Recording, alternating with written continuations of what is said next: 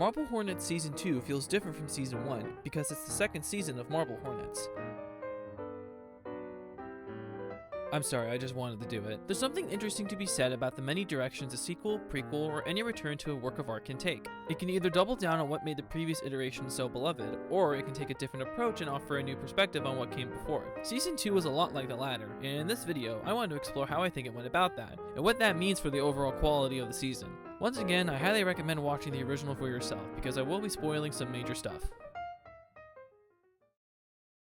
One of the elements that makes Season 2 feel different is, of course, the story. Instead of being a collection of snippets jumbled in time and place meant to be organized later, Season 2 is straightforward and linear, as Jay puts together the 7 months of memories he's lost. The first arc, the hotel arc as I call it, starts off very linear as it takes its time introducing us to clues and hints as to what happened, and that structuring is what makes the story feel different. The writers start to plan out more in the long term, and that means there's a plethora of foreshadowing, callbacks, and other kinds of deliberate setup and payoff techniques. And speaking of long term, the videos are now longer than before on average, which coincides with the renewed focus on telling a proper plot. This does unfortunately make the season less spontaneous, and not as razor sharp as Marble Hornets was from the beginning. In fact, entries 34 and 35 are the best example of this lack of focus, because you could combine these two and you'd save a ton of time and kick the ground running stronger. To be fair, there's only 2 videos that break the 10-minute mark, but it must be said that it's not as brisk a watch as before. Major plot points are mostly restricted to one area, Rosswood Park, and that would normally make the world feel smaller if the park itself wasn't the most beautiful location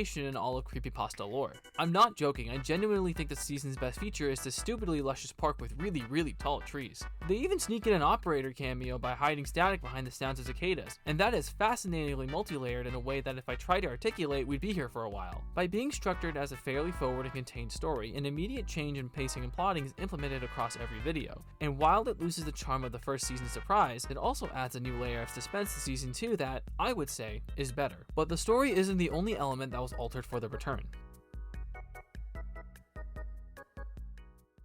The easiest character change to talk about is the operator, because there's only one real change that's noteworthy. I think he irons his suits now, which, as someone who likes to wear ironed clothes, I wholeheartedly relate to.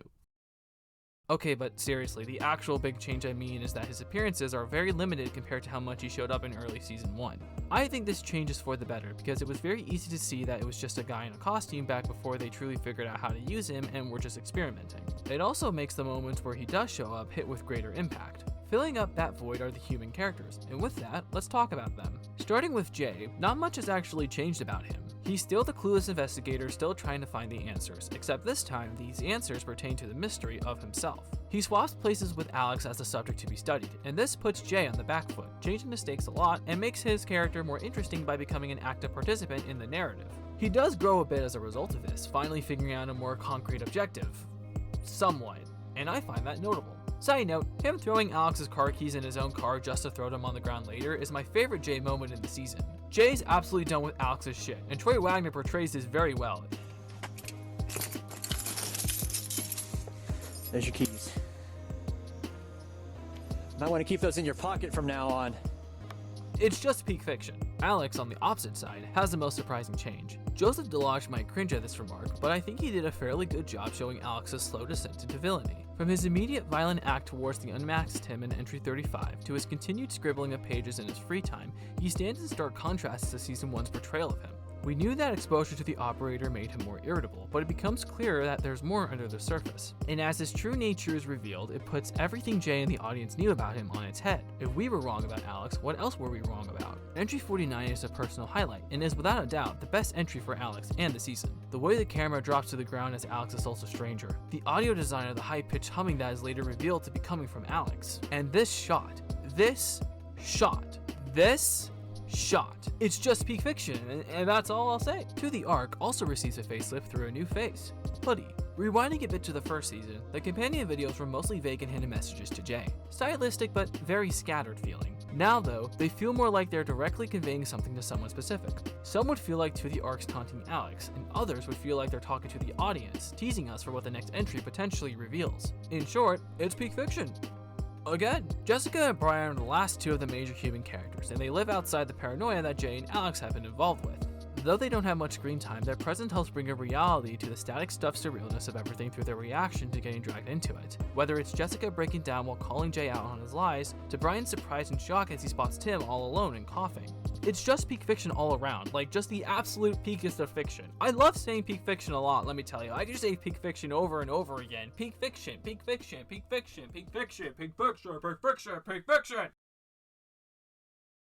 I didn't know what to call this section, I just really wanted to talk about the chest camera. So, for those who don't know, Marble Hornets was mostly shot on a Sony Handycam HDR SR5.